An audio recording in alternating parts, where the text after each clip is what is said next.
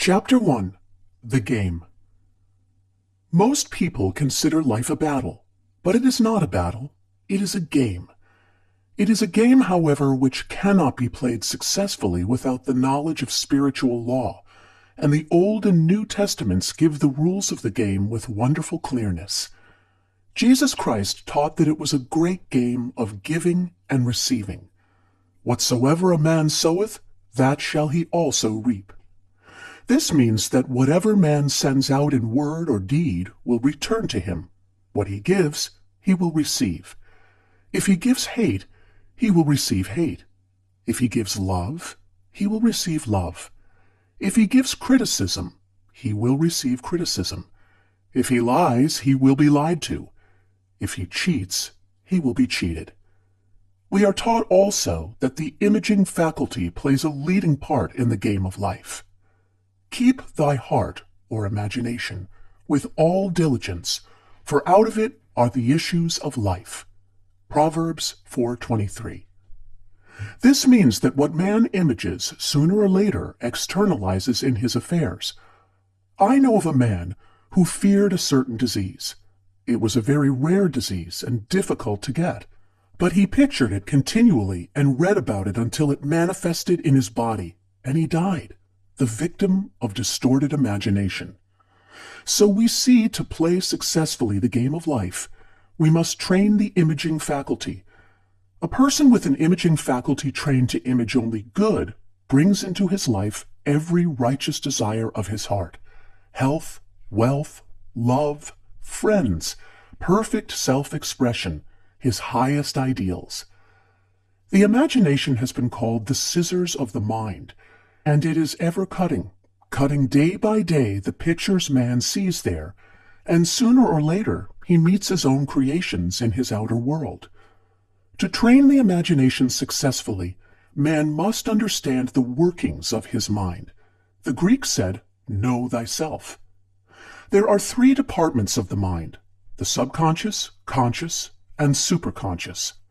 The subconscious is simply power without direction. It is like steam or electricity, and it does what it is directed to do. It has no power of induction.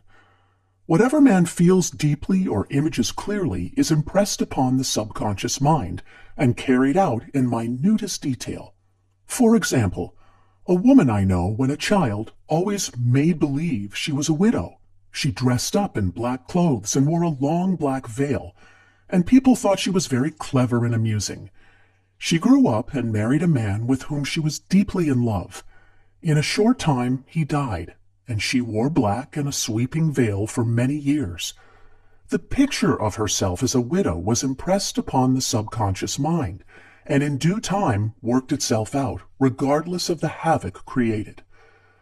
The conscious mind has been called mortal or carnal mind. It is the human mind and sees life as it appears to be. It sees death, disaster, sickness, poverty, and limitation of every kind, and it impresses the subconscious. The superconscious mind is the God mind within each man, and is the realm of perfect ideas.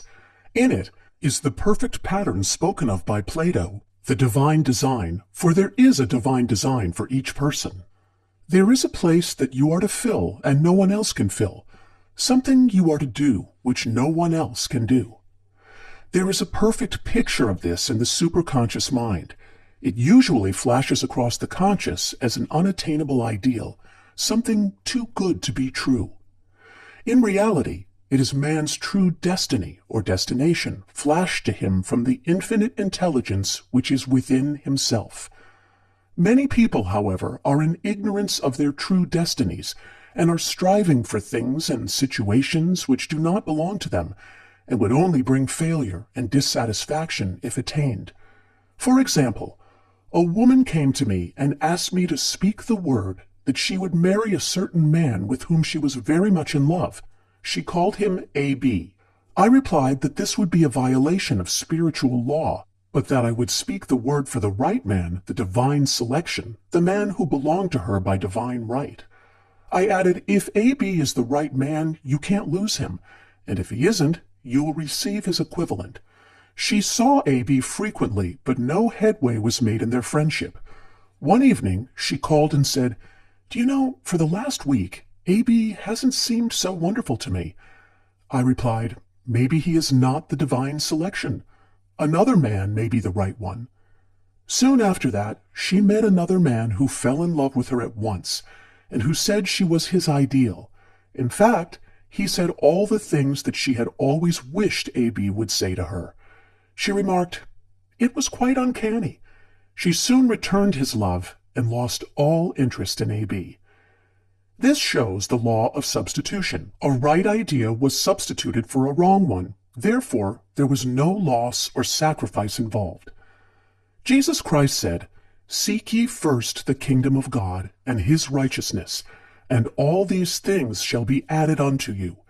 And he said the kingdom was within man. The kingdom is the realm of right ideas, or the divine pattern. Jesus Christ taught that man's words played a leading part in the game of life. "By your words ye are justified, and by your words ye are condemned." Many people have brought disaster into their lives through idle words. For example, a woman once asked me why her life was now one of poverty, of limitation. Formerly she had a home, was surrounded by beautiful things, and had plenty of money.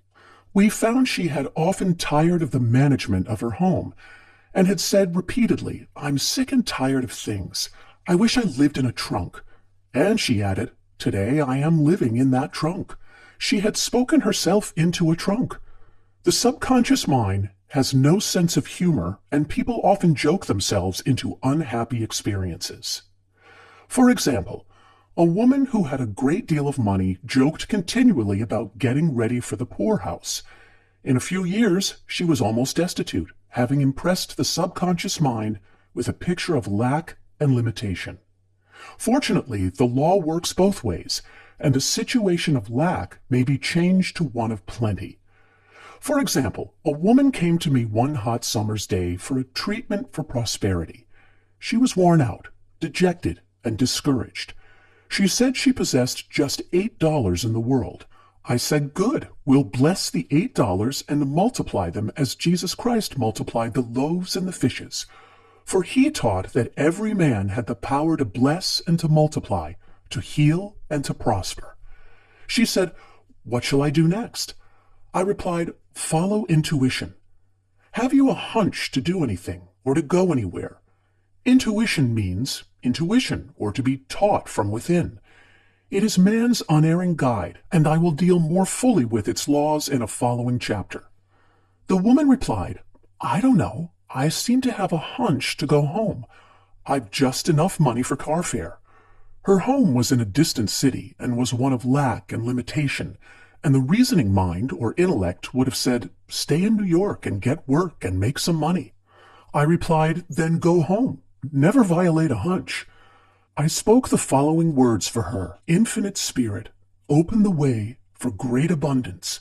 She is an irresistible magnet for all that belongs to her by divine right." I told her to repeat it continually also.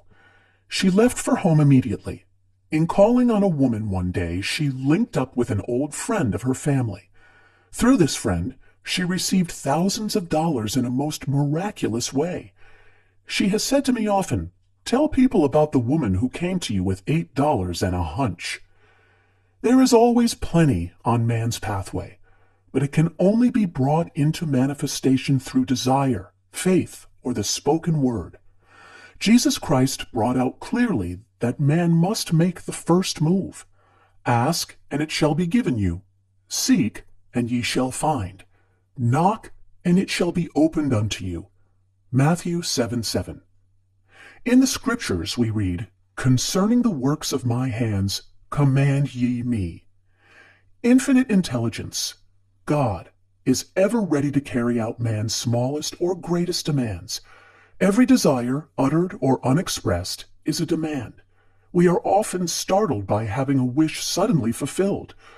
For example, one Easter, having seen many beautiful rose trees in the florist's windows, I wished I would receive one, and for an instant saw it mentally being carried in the door. Easter came, and with it a beautiful rose tree. I thanked my friend the following day and told her it was just what I had wanted. She replied, "I didn't send you a rose tree. I sent you lilies." The man had mixed the order and sent me a rose tree simply because I had started the law in action, and I had to have a rose tree. Nothing stands between man and his highest ideals and every desire of his heart but doubt and fear. When man can wish without worrying, every desire will be instantly fulfilled. I will explain more fully in a following chapter the scientific reason for this and how fear must be erased from the consciousness. It is man's only enemy: fear of lack, fear of failure, fear of sickness, fear of loss, and a feeling of insecurity on some plane. Jesus Christ said, "Why are ye fearful, O ye of little faith?" Matthew 8:26. So we can see we must substitute faith for fear is only inverted faith. It is faith in evil instead of good. The object of the game of life is to see clearly one's good and to obliterate all mental pictures of evil. This must be done by impressing the subconscious mind with a realization of good. A very brilliant man who has attained great success told me he had suddenly erased all fear from his consciousness by reading a sign which hung in a room. He saw printed in large letters this statement, "Why worry? It will probably never happen." These words were stamped indelibly upon his subconscious mind, and he has now a firm conviction that only good can come into his life. Therefore, only good can manifest. In the following chapter, I will deal with the different methods of impressing the subconscious mind. It is man's faithful servant, but one must be careful to give it the right orders. Man has ever a silent listener at his side, his subconscious mind. Every thought, every word is impressed upon it and carried out in amazing detail. It is like a singer making a record on the sensitive disc of the phonographic plate. Every note and tone of the singer's voice is registered. If he coughs or hesitates, it is registered also. So let us break all the old bad records in the subconscious mind, the records of our lives which we do not wish to keep, and make new and beautiful ones. Speak these words aloud with power and conviction. I now smash and demolish by my spoken word every untrue record in my subconscious mind. They shall return to the dust heap of their native nothingness, for they came from my own vain imaginings. I now make my perfect records through the Christ within, the records of health, wealth, love, and perfect self-expression. This is the square of life, the game completed. In the following chapters, I will show how man can change his conditions by changing his words. Any man who does not know the power of the word is behind the times. Death and life are in the power of the tongue. Proverbs 18:21. Chapter 2. The Law of Prosperity.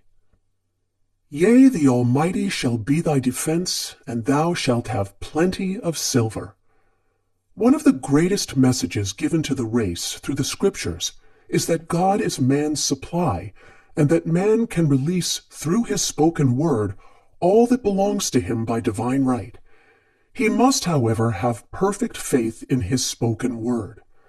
Isaiah said, "My word shall not return unto me void, but shall accomplish that whereunto it is sent." We know now that words and thoughts are a tremendous vibratory force, ever molding man's body and affairs. A woman came to me in great distress and said she was to be sued on the 15th of the month for $3,000. She knew no way of getting the money and was in despair. I told her God was her supply, and that there is a supply for every demand. So I spoke the word. I gave thanks that the woman would receive $3,000 at the right time in the right way. I told her she must have perfect faith and act her perfect faith. The 15th came, but no money had materialized. She called me on the phone and asked what she was to do. I replied, "It is Saturday, so they won't sue you today. Your part is to act rich, thereby showing perfect faith that you will receive it by Monday." She asked me to lunch with her to keep up her courage.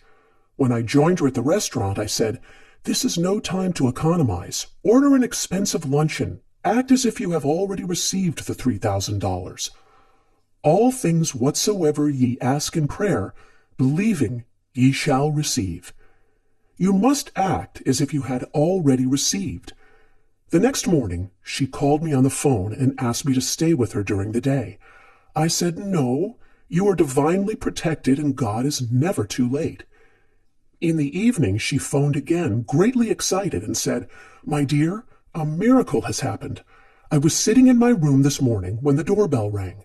I said to the maid, 'Don't let anyone in.' The maid, however, looked out the window and said, 'It's your cousin with the long white beard.' So I said, 'Call him back. I would like to see him.' He was just turning the corner when he heard the maid's voice, and he came back. He talked for about an hour, and just as he was leaving, he said, 'Oh, by the way, how are finances?'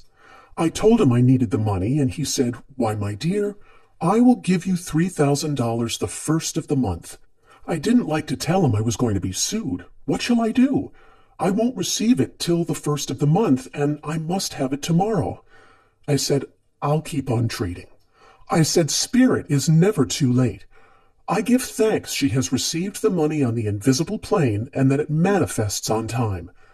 The next morning, her cousin called her up and said, 'Come to my office this morning and I will give you the money.'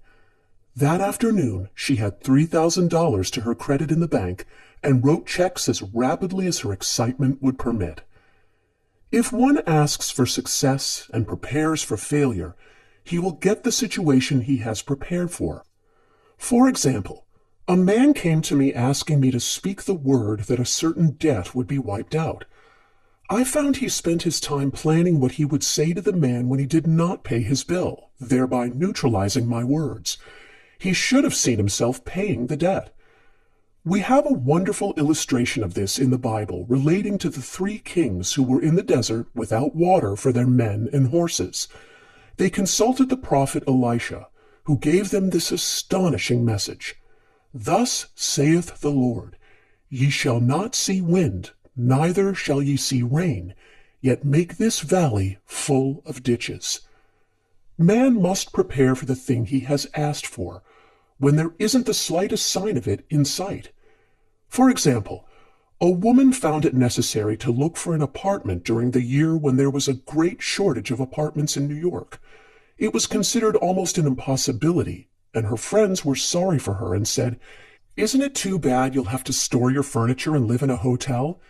She replied, "You needn't feel sorry for me. I'm a Superman, and I'll get an apartment." She spoke the words, "Infinite Spirit, open the way for the right apartment." She knew there was a supply for every demand, and that she was unconditioned working on the spiritual plane, and that one with God is a majority. She had contemplated buying new blankets when the tempter, the adverse thought or reasoning mind, suggested, "Don't buy the blankets. Perhaps after all you won't get an apartment, and you will have no use for them." She promptly replied to herself, "I'll dig my ditches by buying the blankets." So she prepared for the apartment, acted as though she already had it. She found one in a miraculous way, and it was given to her, although there were over 200 other applicants. The blankets showed active faith. It is needless to say that the ditches dug by the 3 kings in the desert were filled to overflowing. Read 2 Kings. Getting into the spiritual swing of things is no easy matter for the average person. The adverse thoughts of doubt and fear surge from the subconscious. They are the army of the aliens, which must be put to flight. This explains why it is so often darkest before the dawn. A big demonstration is usually preceded by tormenting thoughts. Having made a statement of high spiritual truth, one challenges the old beliefs in the subconscious, and error is exposed to be put out. This is the time when one must make his affirmations of truth repeatedly and rejoice and give thanks that he has already received. "Before ye call, I shall answer." This means that every good and perfect gift is already man's awaiting his recognition. Man can only receive what he sees himself receiving. The children of Israel were told that they could have all the land they could see. This is true of every man. He has only the land within his own mental vision. Every great work, every big accomplishment has been brought into manifestation through holding to the vision, and often just before the big achievement comes apparent failure and discouragement. The children of Israel, when they reached the promised land, were afraid to go in, for they said it was filled with giants who made them feel like grasshoppers. And there we saw the giants, and we were in our own sight as grasshoppers. This is almost every man's experience. However, the one who knows spiritual law is undisturbed by appearance and rejoices while he is yet in captivity. That is, he holds to his vision and gives thanks that the end is accomplished he has received. Jesus Christ gave a wonderful example of this. He said to his disciples, "Say not ye, there are yet 4 months, and then cometh the harvest? Behold, I say unto you, lift up your eyes and look on the fields, for they are ripe already to harvest." His clear vision pierced the world of matter, and he saw clearly the fourth-dimensional world, things as they really are, perfect and complete in divine mind. So man must ever hold the vision of his journey's end and demand the manifestation of that which he has already received. It may be his perfect health, love, supply, self-expression, home, or friends. They are all finished and perfect ideas registered in divine mind, man's own superconscious mind, and must come through him, not to him. For example, a man came to me asking for treatments for success. It was imperative that he raise within a certain time $50,000 for his business. The time limit was almost up when he came to me in despair. No one wanted to invest in his enterprise, and the bank had flatly refused a loan. I replied, "I suppose you lost your temper while at the bank, therefore your power. You can control any situation if you first control yourself. Go back to the bank," I added, "and I will treat." My treatment was, "You are identified in love with the spirit of everyone connected with the bank. Let the divine idea come out of this situation." He replied, "Woman, you are talking about an impossibility. Tomorrow is Saturday. The bank closes at 12 and my train won't get me there until 10, and the time limit is up tomorrow, and anyway they won't do it. It's too late." I replied, "God doesn't need any time and is never too late. With him, all things are possible."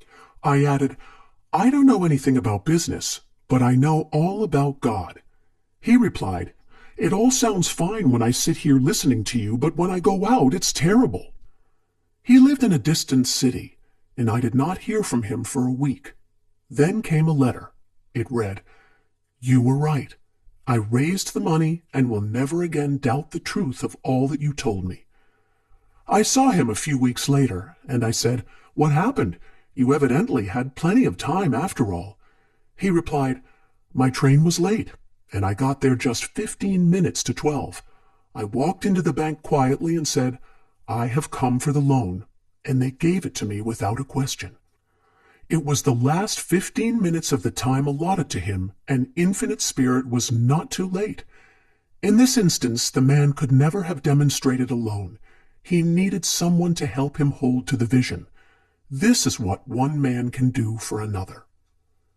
Jesus Christ knew the truth of this when he said, "If 2 of you shall agree on earth as touching anything that they shall ask, it shall be done for them of my Father which is in heaven."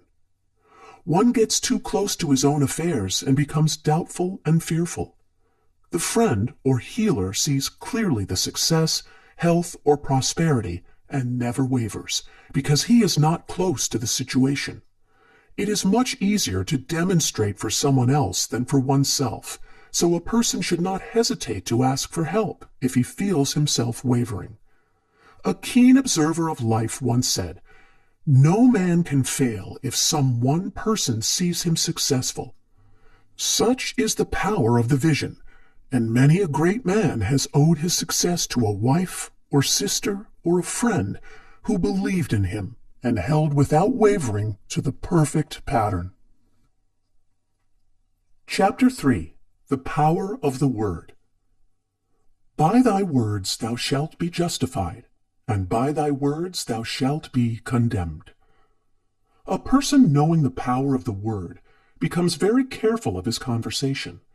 He has only to watch the reaction of his words to know that they do not return void. Through his spoken word, man is continually making laws for himself. I knew a man who said, "I always miss a car. It invariably pulls out just as I arrive." His daughter said, "I always catch a car. It's sure to come just as I get there." This occurred for years. Each had made a separate law for himself, one of failure, one of success. This is the psychology of superstitions. The horseshoe or rabbit's foot contains no power, but man's spoken word and belief that it will bring him good luck creates expectancy in the subconscious mind and attracts a lucky situation. I find, however, this will not work when man has advanced spiritually and knows a higher law. One cannot turn back and must put away graven images. For example, 2 men in my class had had great success in business for several months when suddenly everything went to smash. We tried to analyze the situation, and I found instead of making their affirmations and looking to God for success and prosperity, they had each bought a lucky monkey. I said, "Oh, I see. You have been trusting in the lucky monkey instead of God. Put away the lucky monkeys and call on the law of forgiveness, for man has power to forgive or neutralize his mistakes." They decided to throw the lucky monkeys down a coal hole, and all went well again. This does not mean, however, that one should throw away every lucky ornament or horseshoe about the house, but he must recognize that the power back of it is the one and only power, God, and that the object simply gives him a feeling of expectancy. I was with a friend one day who was in deep despair. In crossing the street, she picked up a horseshoe. Immediately she was filled with joy and hope. She said God has sent her the horseshoe in order to keep up her courage. It was indeed at that moment about the only thing that could have registered in her consciousness. Her hope became faith, and she ultimately made a wonderful demonstration. I wish to make the point clear that the men previously mentioned were depending on the monkeys alone, while this woman recognized the power back of the horseshoe. I know in my own case it took a long while to get out of a belief that a certain thing brought disappointment. If the thing happened, disappointment invariably followed. I found the only way I could make a change in the subconscious was by asserting there are not 2 powers. There is only one power, God. Therefore, there are no disappointments, and this thing means a happy surprise. I noticed a change at once, and happy surprises commenced coming my way. I have a friend who said nothing could induce her to walk under a ladder. I said, "If you are afraid, you are giving in to a belief in 2 powers, good and evil, instead of one. As God is absolute, there can be no opposing power unless man makes the false of evil for himself. To show you believe in only one power, God, and that there is no power or reality in evil, walk under the next ladder you see." Soon after, she went to her bank. She wished to open her box in the safety deposit vault, and there stood a ladder on her pathway. It was impossible to reach the box without passing under the ladder. She quailed with fear and turned back. She could not face the lion on her pathway. However, when she reached the street, my words rang in her ears, and she decided to return and walk under it. It was a big moment in her life, for ladders had held her in bondage for years. She retraced her steps to the vault, and the ladder was no longer there. This so often happens. If one is willing to do a thing he is afraid to do, he does not have to. It is the law of non-resistance which is so little understood. Someone has said that courage contains genius and magic. Face a situation fearlessly, and there is no situation to face. It falls away of its own weight. The explanation is that fear attracted the ladder on the woman's pathway, and fearlessness removed it. Thus, the invisible forces are ever working for man who is always pulling the strings himself, though he does not know it. Owing to the vibratory power of words, whatever man voices, he begins to attract. People who continually speak of disease invariably attract it. After man knows the truth, he cannot be too careful of his words. For example, I have a friend who often says on the phone, "Do come to see me and have a fine old-fashioned chat." This old-fashioned chat means an hour of about 500 to 1,000 destructive words, the principal topics being loss, lack, failure, and sickness. I reply, "No, I thank you. I've had enough old-fashioned chats in my life. They are too expensive, but I will be glad to have a new-fashioned chat and talk about what we want, not what we don't want." There is an old saying that man only dares use his words for 3 purposes: to heal, bless, or prosper.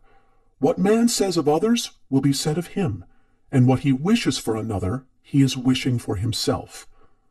Curses like chickens come home to roost. If a man wishes someone bad luck, he is sure to attract bad luck himself. If he wishes to aid someone to success, he is wishing and aiding himself to success. The body may be renewed and transformed through the spoken word and clear vision, and disease be completely wiped out of the consciousness. The metaphysician knows that all disease has a mental correspondence, and in order to heal the body, one must first heal the soul. The soul is the subconscious mind, and it must be saved from wrong thinking. In the 23rd Psalm, we read, "He restoreth my soul." This means that the subconscious mind or soul must be restored with the right ideas, and the mystical marriage is the marriage of the soul and the spirit, or the subconscious and superconscious mind. They must be one. When the subconscious is flooded with the perfect ideas of the superconscious, God and man are one. I and the Father are one. That is, he is one with the realm of perfect ideas. He is the man made in God's likeness and image, imagination, and is given power and dominion over all created things, his mind, body, and affairs. It is safe to say that all sickness and unhappiness come from the violation of the law of love. "A new commandment I give unto you, love one another." And in the game of life, love or goodwill takes every trick. For example, a woman I know had for years an appearance of a terrible skin disease. The doctors told her it was incurable, and she was in despair. She was on the stage, and she feared she would soon have to give up her profession, and she had no other means of support. She, however, procured a good engagement, and on the opening night made a great hit. She received flattering notices from the critics, and was joyful and elated. The next day, she received a notice of dismissal. A man in the cast had been jealous of her success, and had caused her to be sent away. She felt hatred and resentment taking complete possession of her, and she cried out, "Oh God, don't let me hate that man." That night, she worked for hours in the silence. She said, "I soon came into a very deep silence. I seemed to be at peace with myself, with the man, and with the whole world. I continued this for 2 following nights, and on the 3rd day, I found I was healed completely of the skin disease.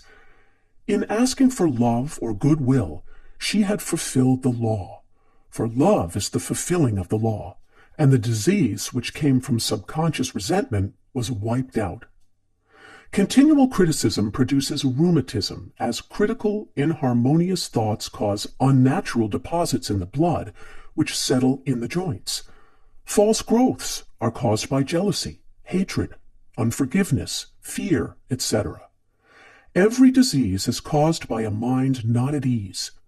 I said once in my class, there is no use asking anyone, "What's the matter with you?" We might just as well say, "Who's the matter with you?" Unforgiveness is the most prolific cause of disease. It will harden arteries or liver and affect the eyesight. In its train are endless ills. I called on a woman one day who said she was ill from having eaten a poisoned oyster. I replied, "Oh no, the oyster was harmless. You poisoned the oyster." "What's the matter with you?" She answered, "Oh, about 19 people." She had quarreled with 19 people and had become so inharmonious that she attracted the wrong oyster. Any inharmony on the external indicates there is mental inharmony. As the within, so the without. Man's only enemies are within himself, and man's foes shall be they of his own household. Personality is one of the last enemies to be overcome, as this planet is taking its initiation in love. It was Christ's message, peace on earth, goodwill towards man. The enlightened man, therefore, endeavors to perfect himself upon his neighbor. His work is with himself, to send out goodwill and blessings to every man, and the marvelous thing is that if one blesses a man, he has no power to harm him. For example, a man came to me asking to treat for success in business. He was selling machinery, and a rival appeared on the scene with what he proclaimed was a better machine, and my friend feared defeat. I said, first of all, we must wipe out all fear and know that God protects your interests and that the divine idea must come out of the situation. That is, the right machine will be sold by the right man to the right man. And I added, don't hold one critical thought towards that man. Bless him all day and be willing not to sell your machine if it isn't the divine idea. So he went to the meeting, fearless and non-resistant, and blessing the other man. He said the outcome was very remarkable. The other man's machine refused to work, and he sold his without the slightest difficulty. But I say unto you, love your enemies, bless them that curse you, do good to them that hate you, and pray for them which spitefully use you and persecute you. Goodwill produces a great aura of protection about the one who sends it, and no weapon that is formed against him shall prosper. In other words, love and goodwill destroy the enemies within oneself. Therefore, one has no enemies on the external. There is peace on earth for him who sends goodwill to man. Chapter 4. The Law of Non-Resistance. Resist not evil. Be not overcome of evil, but overcome evil with good. Nothing on earth can resist an absolutely non-resistant person. The Chinese say that water is the most powerful element because it is perfectly non-resistant.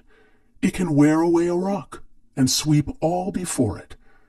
Jesus Christ said, resist not evil, for he knew in reality there is no evil, therefore nothing to resist. Evil has come of a man's vain imagination, or a belief in two powers, good and evil. There is an old legend that Adam and Eve ate of Maya, the tree of illusion, and saw two powers instead of one power, God. Therefore, evil is a false law man has made for himself through psychoma or soul sleep. Soul sleep means that man's soul has been hypnotized by the race belief of sin, sickness, and death, etc., which is carnal or mortal thought, and his affairs have outpictured his illusions. We have read in a preceding chapter that man's soul is his subconscious mind, and whatever he feels deeply, good or bad, is outpictured by that faithful servant. His body and affairs show forth what he has been picturing. The sick man has pictured sickness, the poor man, poverty, the rich man, wealth. People often say, why does a little child attract illness when it is too young even to know what it means? I answer that children are sensitive and receptive to the thoughts of others about them, and often outpicture the fears of their parents. I heard a metaphysician once say, if you do not run your subconscious mind yourself, someone else will run it for you. Mothers often unconsciously attract illness and disaster to their children by continually holding them in thoughts of fear and watching for symptoms. For example, a friend asked a woman if her little girl had had the measles. She replied promptly, not yet. This implied that she was expecting the illness and therefore preparing the way for what she did not want for herself and child. However, the man who is centered and established in right thinking, the man who sends out only goodwill to his fellow man, and who is without fear, cannot be touched or influenced by the negative thoughts of others. In fact, he could then receive only good thoughts, as he himself sends forth only good thoughts. Resistance is hell, for it places man in a state of torment. A metaphysician once gave me a wonderful recipe for taking every trick in the game of life. It is the acme of non-resistance. He gave it in this way. At one time in my life, I baptized children, and of course, they had many names. Now I no longer baptize children, but I baptize events, but I give every event the same name. If I have a failure, I baptize it success, in the name of the Father, and of the Son, and of the Holy Ghost. In this, we see the great law of transmutation, founded on non-resistance. Through his spoken word, every failure was transmuted into success. For example, a woman who required money, and who knew the spiritual law of opulence, was thrown continually in a business way with a man who made her feel very poor. He talked lack and limitation, and she commenced to catch his poverty thoughts, so she disliked him and blamed him for her failure. She knew in order to demonstrate her supply, she must first feel that she had received. A feeling of opulence must precede its manifestation. It dawned upon her one day that she was resisting the situation and seeing two powers instead of one. So she blessed the man and baptized the situation success. She affirmed, "As there is only one power, God, this man is here for my good and my prosperity." Just what he did not seem to be there for. Soon after that, she met, through this man, a woman who gave her for a service rendered several $1,000s, and the man moved to a distant city and faded harmoniously from her life. Make the statement, "Every man is a golden link in the chain of my good, for all men are God in manifestation, awaiting the opportunity given by man himself to serve the divine plan of his life." Bless your enemy, and you rob him of his ammunition. His arrows will be transmuted into blessings. This law is true of nations as well as individuals. Bless a nation, send love and goodwill to every inhabitant, and it is robbed of its power to harm. Man can only get the right idea of non-resistance through spiritual understanding. My students have often said, "I don't want to be a doormat."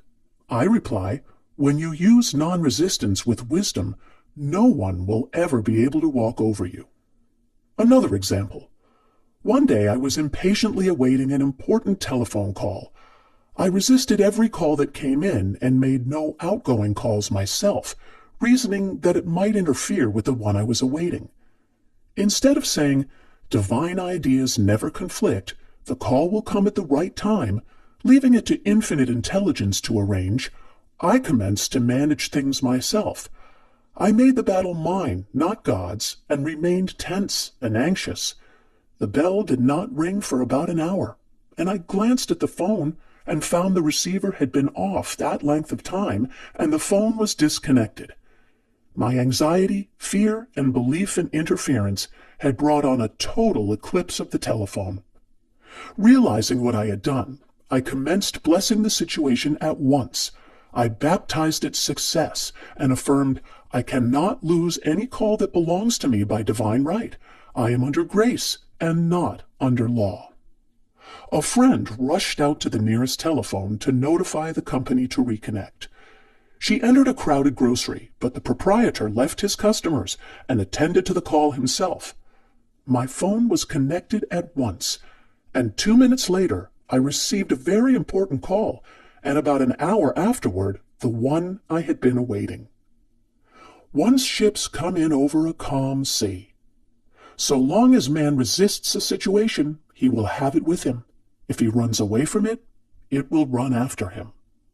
For example, I repeated this to a woman one day, and she replied, "How true that is. I was unhappy at home. I disliked my mother, who was critical and domineering, so I ran away and was married. But I married my mother, for my husband was exactly like my mother, and I had the same situation to face again. Agree with thine adversary quickly. That means agree that the adverse situation is good. Be undisturbed by it, and it falls away of its own weight. None of these things move me is a wonderful affirmation. The inharmonious situation comes from some inharmony within man himself.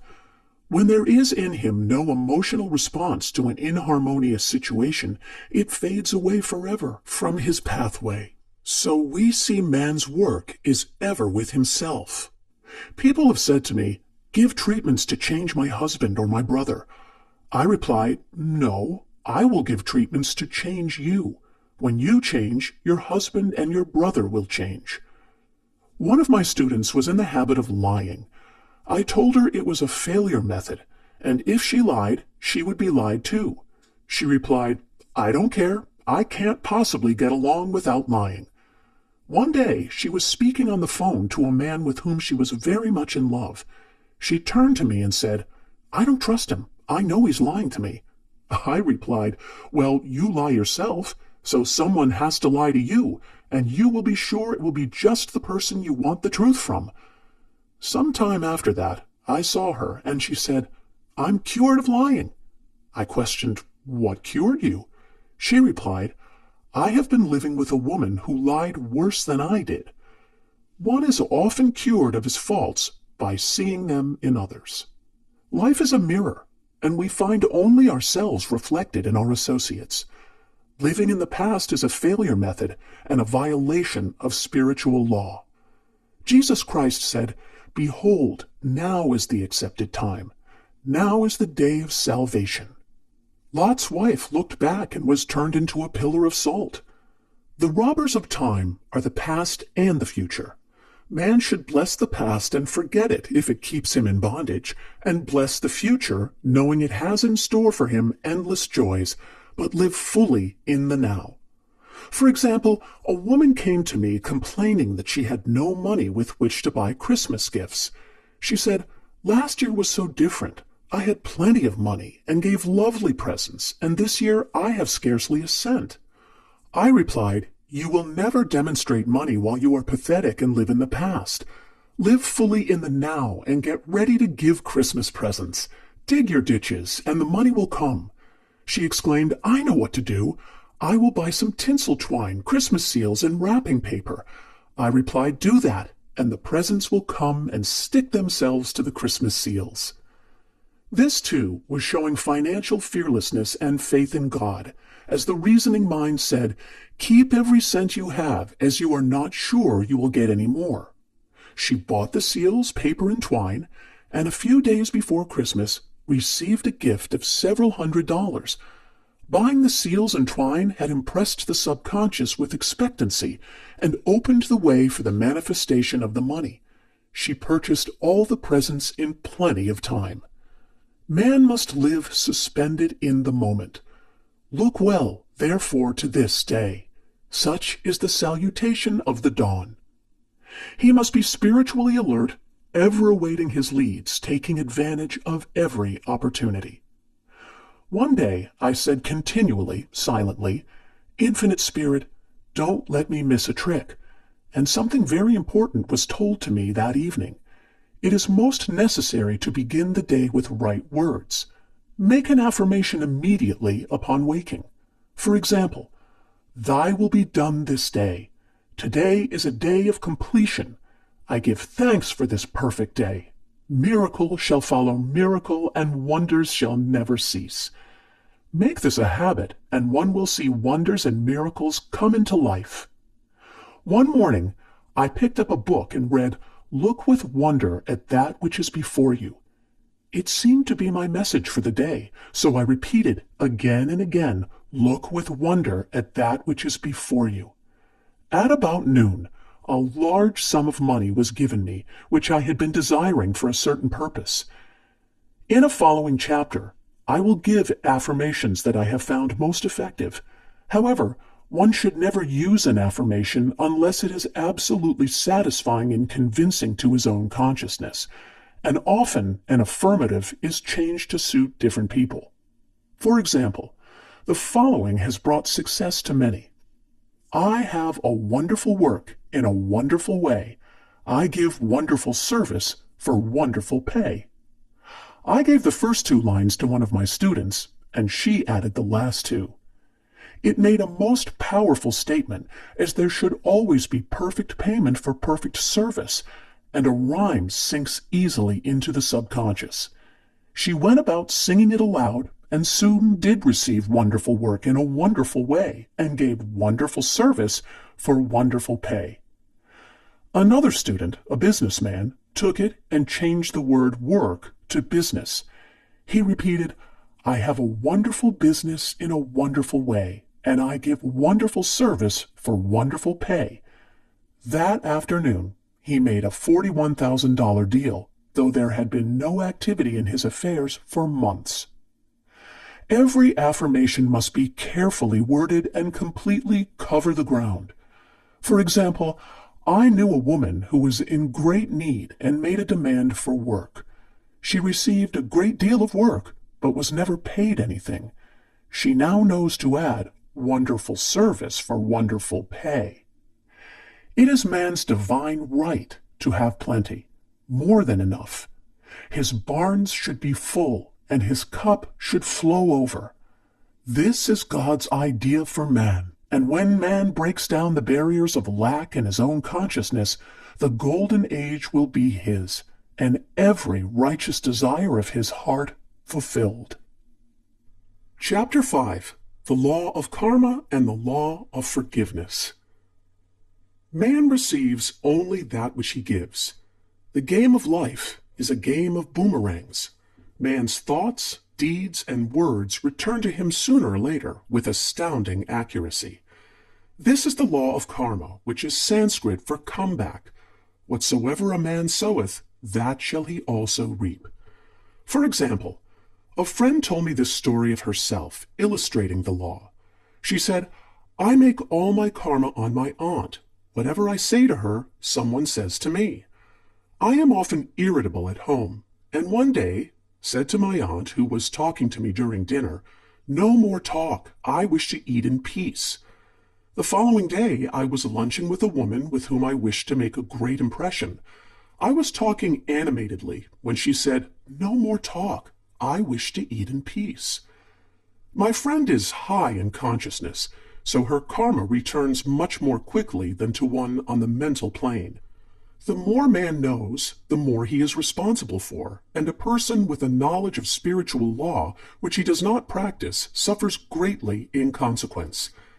The fear of the Lord, law, is the beginning of wisdom.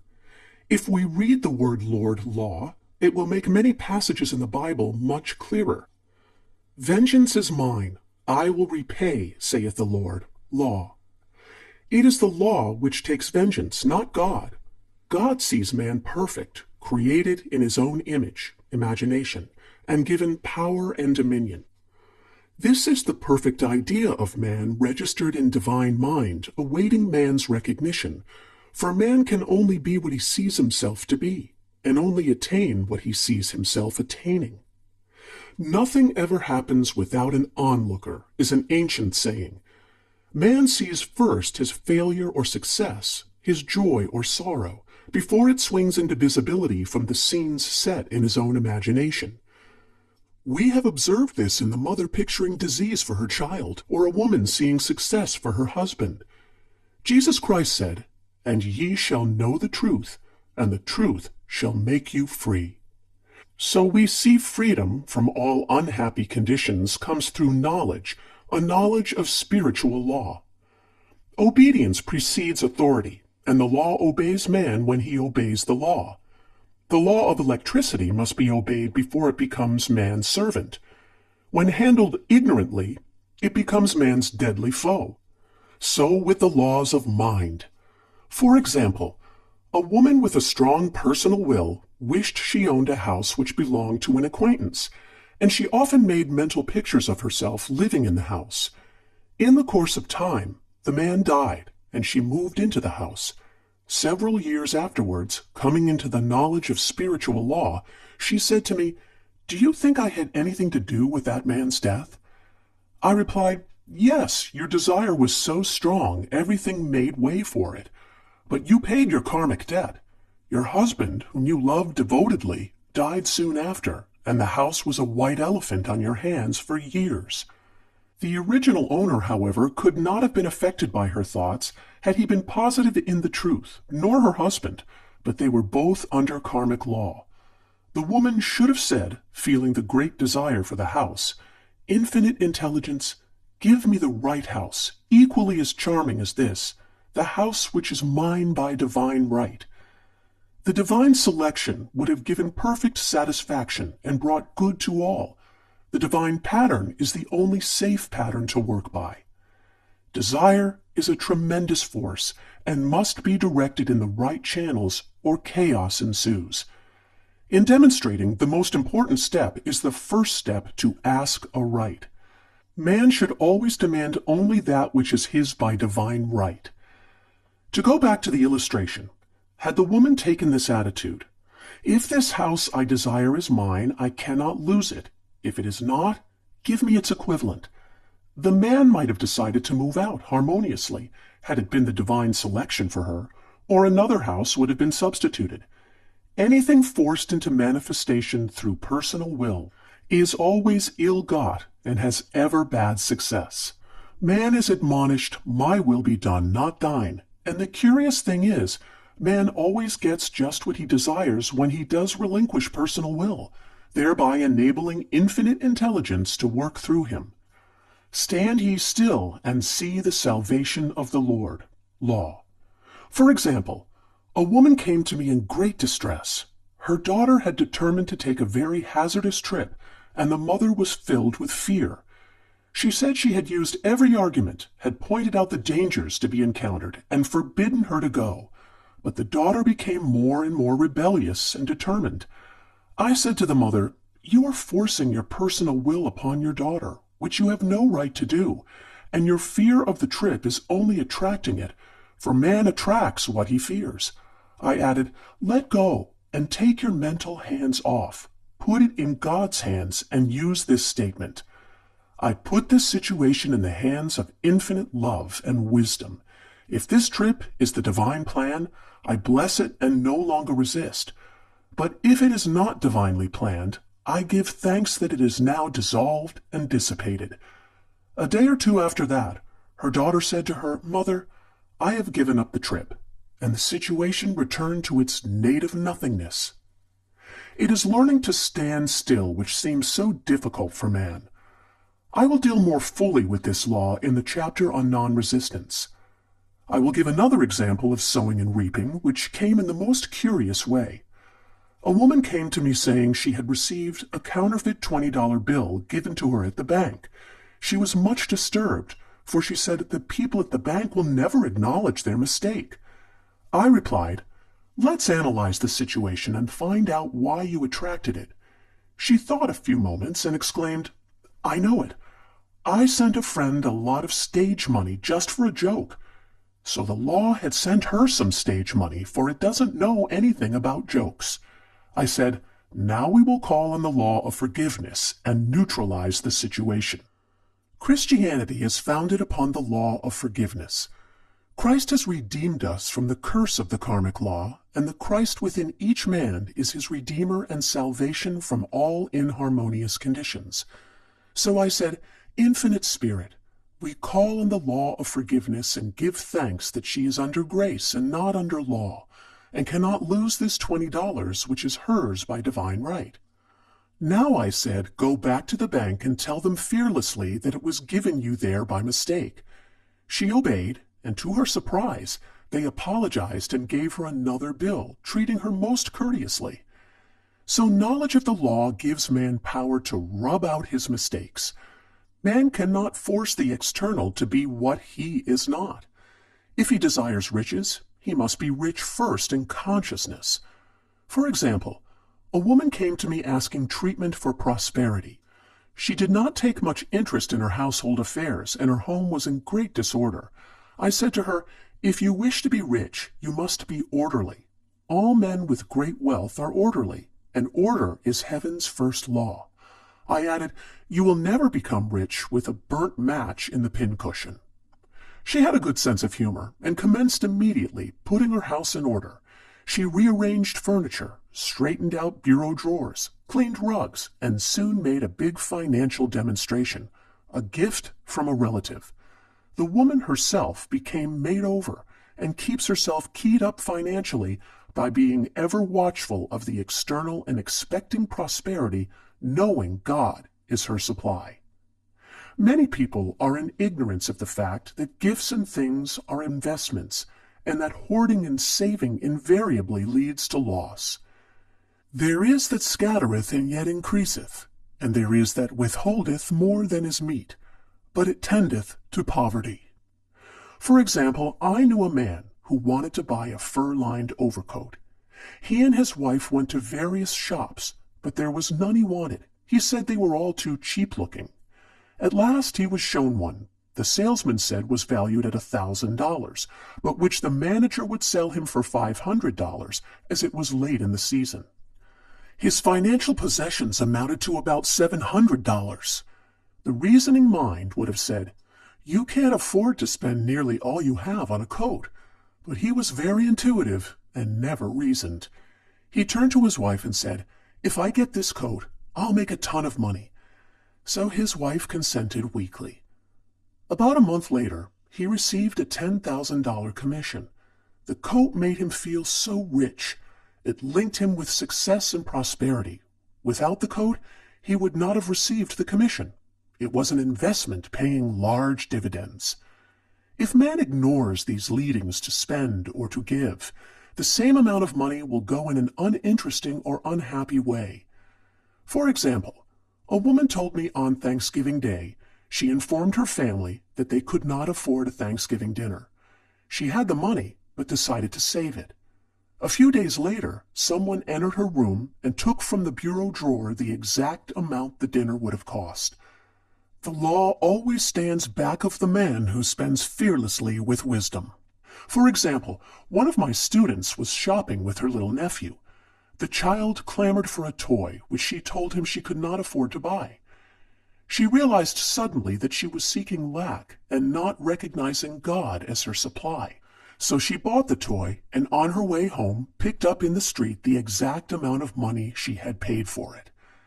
Man's supply is inexhaustible and unfailing when fully trusted, but faith or trust must precede the demonstration.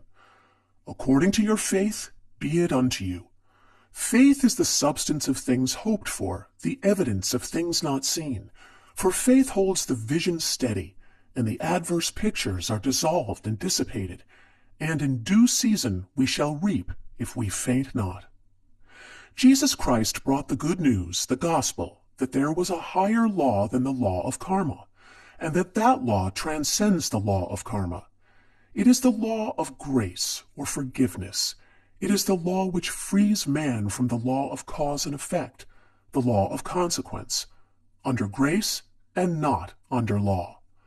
We are told that on this plane, man reaps where he has not sown. The gifts of God are simply poured out upon him. All that the kingdom affords is his. This continued state of bliss awaits the man who has overcome the race or world thought. In the world thought there is tribulation, but Jesus Christ said, "Be of good cheer. I have overcome the world." The world thought is that of sin, sickness, and death. He saw their absolute unreality and said, "Sickness and sorrow shall pass away, and death itself, the last enemy, be overcome." We know now, from a scientific standpoint, that death could be overcome by stamping the subconscious mind with the conviction of eternal youth and eternal life. The subconscious, being simply power without direction, carries out orders without questioning. Working under the direction of the superconscious, the Christ or God within man, the resurrection of the body would be accomplished. Man would no longer throw off his body in death. it would be transformed into the body electric sung by Walt Whitman, for Christianity is founded upon the forgiveness of sins and an empty tomb. Chapter 6. Casting the Burden. Impressing the subconscious. When man knows his own powers and the workings of his mind, his great desire is to find an easy and quick way to impress the subconscious with good, for simply an intellectual knowledge of the truth will not bring results. In my own case, I found the easiest way is in casting the burden. A metaphysician once explained it in this manner. He said, "The only thing which gives anything weight in nature is the law of gravitation, and if a boulder could be taken high above the planet, there would be no weight in that boulder, and that is what Jesus Christ meant when he said, 'My yoke is easy and my burden is light.'" He had overcome the world vibration and functioned in the fourth dimensional realm where there is only perfection, completion, life, and joy. He said, "Come to me, all ye that labor and are heavy laden, and I will give you rest. Take my yoke upon you, for my yoke is easy and my burden is light." We are also told in the 55th Psalm to cast thy burden upon the Lord. Many passages in the Bible state that the battle is God's, not man's, and that man is always to stand still and see the salvation of the Lord. This indicates that the superconscious mind, or Christ within, is the department which fights man's battle and relieves him of burdens. We see, therefore, that man violates law if he carries a burden, and a burden is an adverse thought or condition, and this thought or condition has its root in the subconscious. It seems almost impossible to make any headway directing the subconscious from the conscious or reasoning mind, as the reasoning mind, the intellect, is limited in its conceptions and filled with doubts and fears. How scientific it then is to cast the burden upon the superconscious mind, or Christ within, where it is made light or dissolved into its native nothingness. For example, a woman in urgent need of money made light upon the Christ within, the superconscious, with the statement, "I cast this burden of lack on the Christ within, and I go free to have plenty." The belief in lack was her burden, and as she cast it upon the superconscious with its belief of plenty, an avalanche of supply was the result. We read, "The Christ in you, the hope of glory." Another example. One of my students had been given a new piano, and there was no room in her studio for it until she had moved out the old one. She was in a state of perplexity. She wanted to keep the old piano, but knew of no place to send it. She became desperate, as the new piano was to be sent immediately. In fact, was on its way, with no place to put it. She said it came to her to repeat, "I cast this burden on the Christ within, and I go free." A few moments later, her phone rang, and a woman friend asked if she might rent her old piano, and it was moved out a few minutes before the new one arrived. I knew a woman whose burden was resentment. She said, "I cast this burden of resentment on the Christ within, and I go free to be loving, harmonious, and happy." The almighty superconscious flooded the subconscious with love, and her whole life was changed. For years, resentment had held her in a state of torment and imprisoned her soul, the subconscious mind. The statement should be made over and over and over, sometimes for hours at a time, silently or audibly, with quietness but determination. I have often compared it to winding up a Victrola. We must wind ourselves up with spoken words. I have noticed in casting the burden, after a little while, one seems to see clearly. It is impossible to have clear vision while in the throes of carnal mind.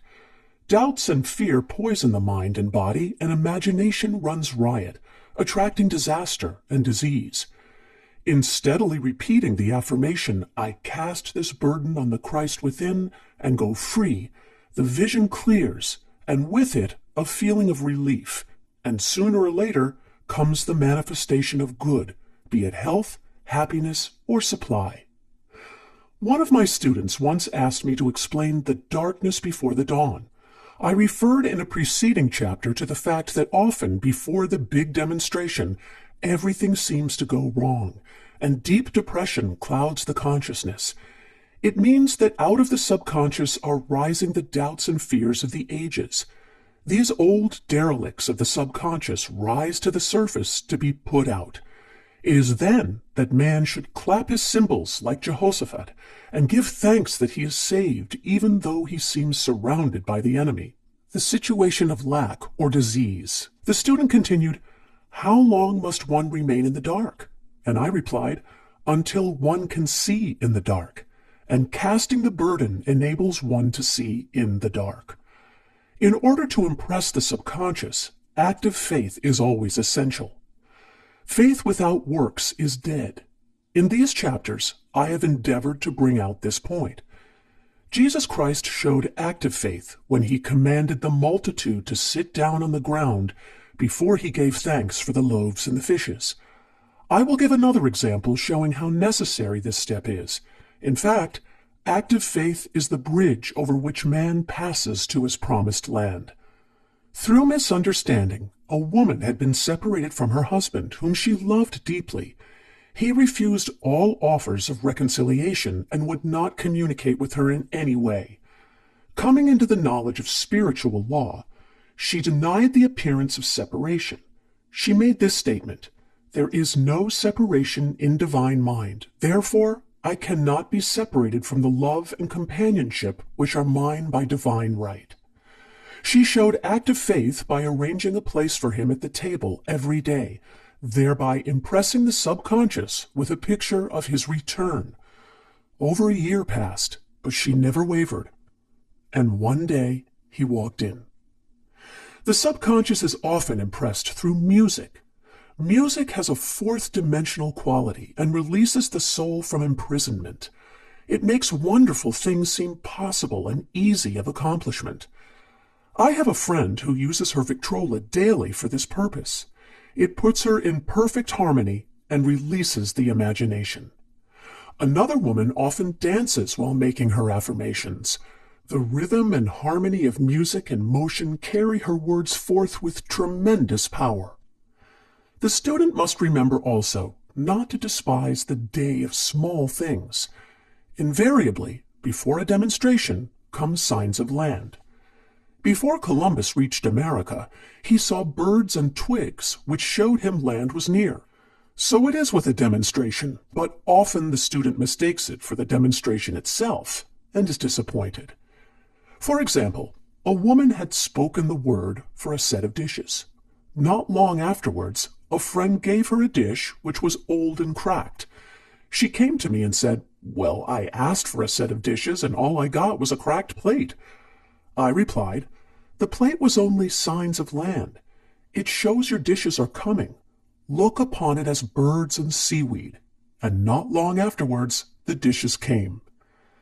Continually making believe impresses the subconscious. If one makes believe he is rich and makes believe he is successful, in due time he will reap. Children are always making believe, and except ye be converted and become as little children, ye shall not enter the kingdom of heaven. For example, I know of a woman who was very poor, but no one could make her feel poor. She earned a small amount of money from rich friends who constantly reminded her of her poverty and to be careful and saving. Regardless of their admonitions, she would spend all her earnings on a hat or make someone a gift and be in a rapturous state of mind. Her thoughts were always centered on beautiful clothes and rings and things, but without envying others. She lived in the world of the wondrous, and only riches seemed real to her. Before long, she married a rich man, and the rings and things became visible.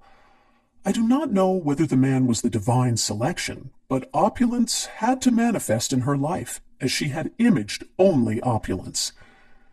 There is no peace or happiness for man until he has erased all fear from the subconscious.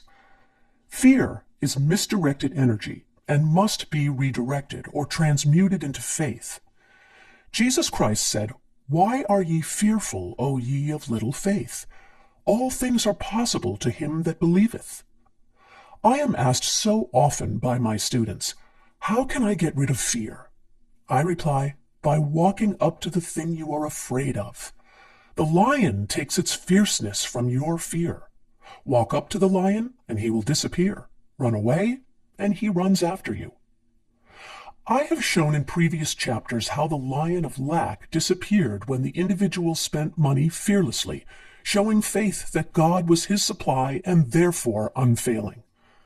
Many of my students have come out of the bondage of poverty and are now bountifully supplied through losing all fear of letting money go out. The subconscious is impressed with the truth that God is the giver and the gift. Therefore, as one is one with the giver, he is one with the gift. A splendid statement is, I now thank God the giver for God the gift. Man has so long separated himself from his good and his supply through thoughts of separation and lack that sometimes it takes dynamite to dislodge these false ideas from the subconscious, and the dynamite is a big situation.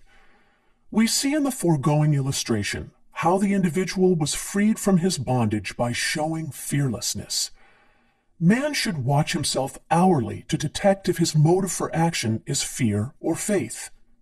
Choose ye this day whom we shall serve, fear or faith. Perhaps one's fear is of personality. Then do not avoid the people feared. Be willing to meet them cheerfully, and they will either prove golden links in the chain of one's good, or disappear harmoniously from one's pathway. Perhaps one's fear is of disease or germs. Then one should be fearless and undisturbed in a germ-laden situation, and he would be immune. One can only contract germs while vibrating at the same rate as the germ, and fear drags men down to the level of the germ. Of course, the disease-laden germ is the product of carnal mind, as all thought must objectify. Germs do not exist in the superconscious or divine mind, therefore are the product of man's vain imagination. In the twinkling of an eye, man's release will come when he realizes there is no power in evil. The material world will fade away, and the fourth-dimensional world, the world of the wondrous, will swing into manifestation. And I saw a new heaven and a new earth, and there shall be no more death, neither sorrow nor crying, neither shall there be any more pain, for the former things are passed away. Chapter 7. Love. Every man on this planet is taking his initiation in love. A new commandment I give unto you, that ye love one another. Ouspensky states in Tertium Organum that love is a cosmic phenomenon and opens to man the fourth-dimensional world, the world of the wondrous. Real love is selfless and free from fear. It pours itself out upon the object of its affection without demanding any return. Its joy is in the joy of giving. Love is God in manifestation and the strongest magnetic force in the universe. Pure, unselfish love draws to itself its own. It does not need to seek or demand. Scarcely anyone has the faintest conception of real love. Man is selfish, tyrannical, or fearful in his affections, thereby losing the thing he loves.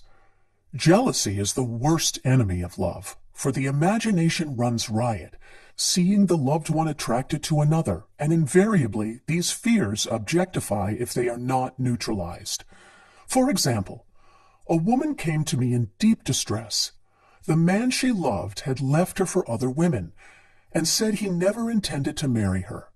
She was torn with jealousy and resentment, and said she hoped he would suffer as he had made her suffer, and added, "How could he leave me when I loved him so much?"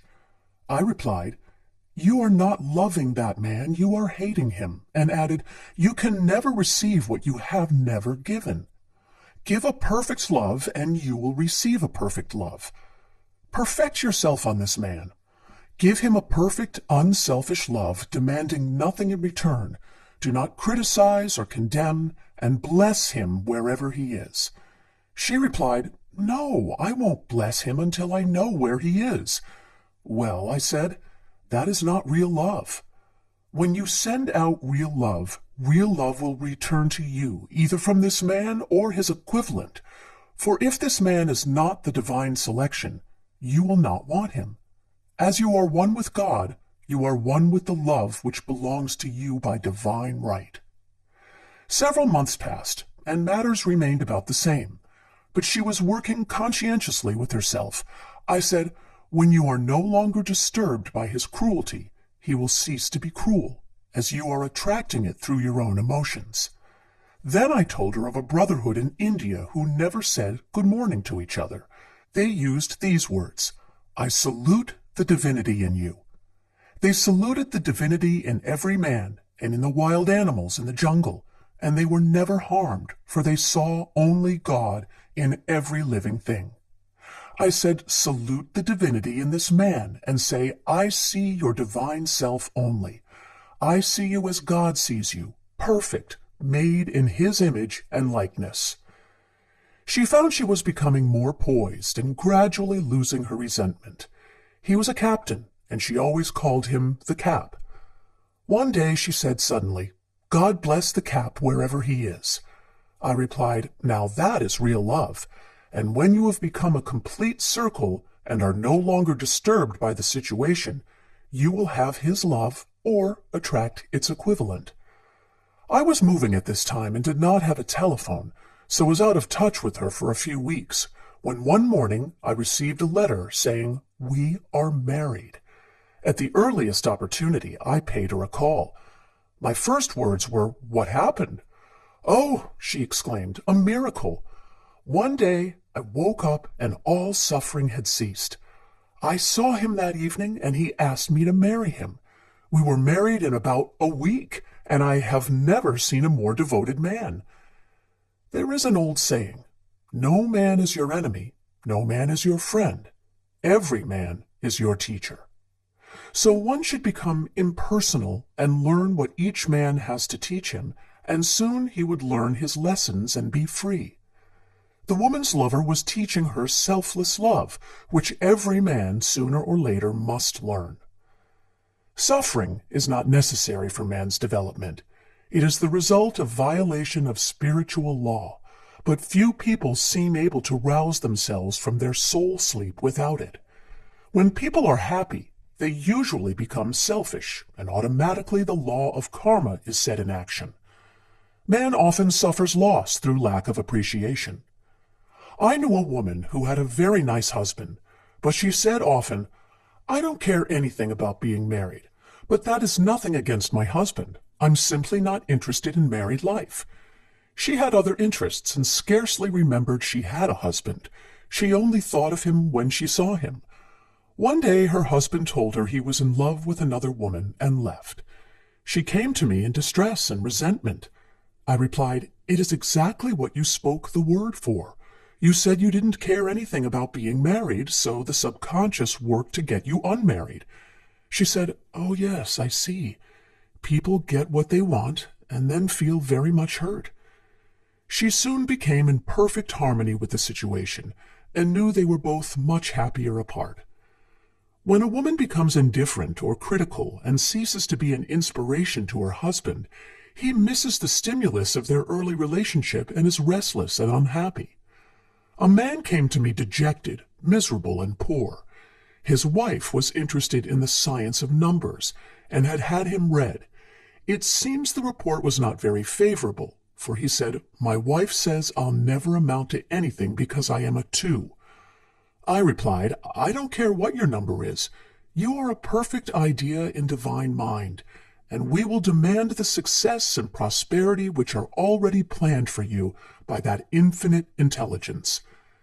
Within a few weeks, he had a very fine position, and a year or 2 later, he achieved a brilliant success as a writer.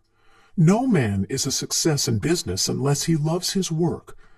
The picture the artist paints for love of his art is his greatest work. The pot boiler is always something to live down. No man can attract money if he despises it.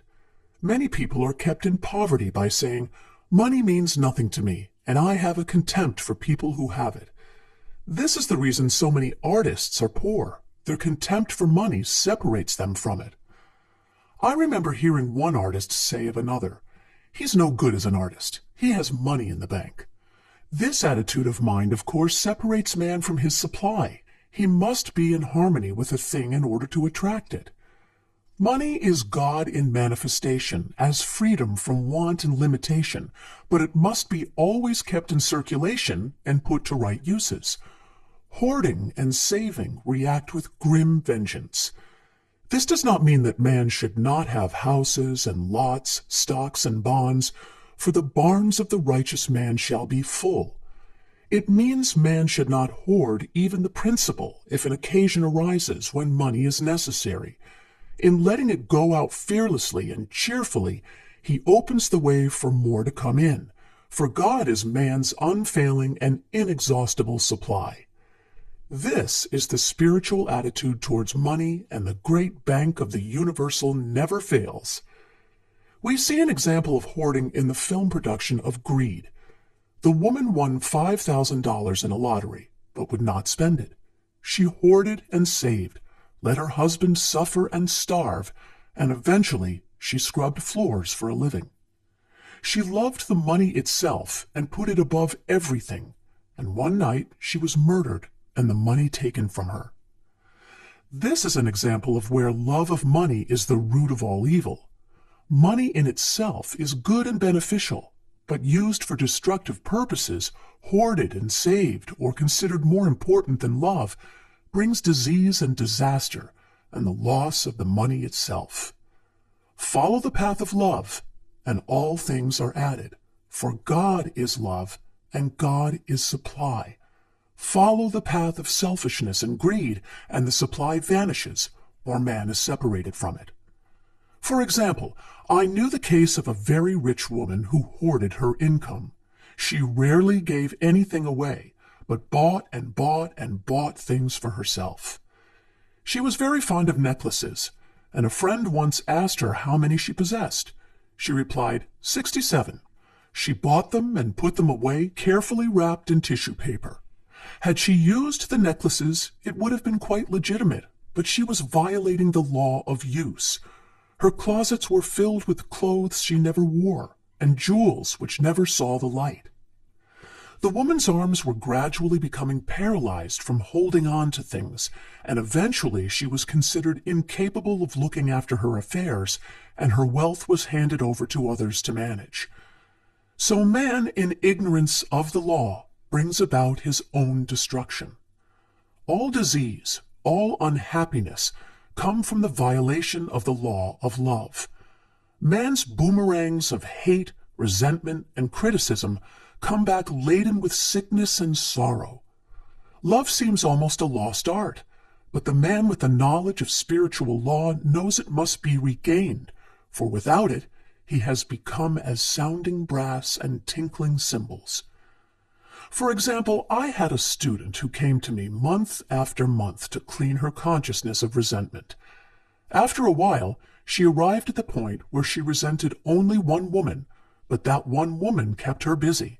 Little by little, she became poised and harmonious, and one day all resentment was wiped out. She came in radiant and exclaimed, "You can't understand how I feel. The woman said something to me, and instead of being furious, I was loving and kind, and she apologized and was perfectly lovely to me. No one can understand the marvelous lightness I feel within." Love and goodwill are invaluable in business. For example, a woman came to me complaining of her employer. She said she was cold and critical and knew she did not want her in the position. "Well," I replied, "salute the divinity in the woman and send her love." She said, "I can't. She's a marble woman." I answered, "You remember the story of the sculptor who asked for a certain piece of marble? He was asked why he wanted it, and he replied, 'Because there is an angel in the marble.' And out of it, he produced a wonderful work of art." She said, "Very well, I'll try it." A week later, she came back and said, "I did what you told me to, and now the woman is very kind and took me out in her car." People are sometimes filled with remorse for having done someone an unkindness, perhaps years ago. If the wrong cannot be righted, its effect can be neutralized by doing someone a kindness in the present. This one thing I do, forgetting those things which are behind, and reaching forth unto those things which are before. Sorrow, regret, and remorse tear down the cells of the body and poison the atmosphere of the individual. A woman said to me in deep sorrow, "Treat me to be happy and joyous, for my sorrow makes me so irritable with the members of my family that I keep making more karma." I was asked to treat a woman who was mourning for her daughter. I denied all belief in loss and separation and affirmed that God was the woman's joy, love, and peace. The woman gained her poise at once, but sent word by her son not to treat any longer because she was so happy it wasn't respectable. So mortal mind loves to hang on to its griefs and regrets. I knew a woman who went about bragging of her troubles, so of course she always had something to brag about. The old idea was if a woman did not worry about her children, she was not a good mother.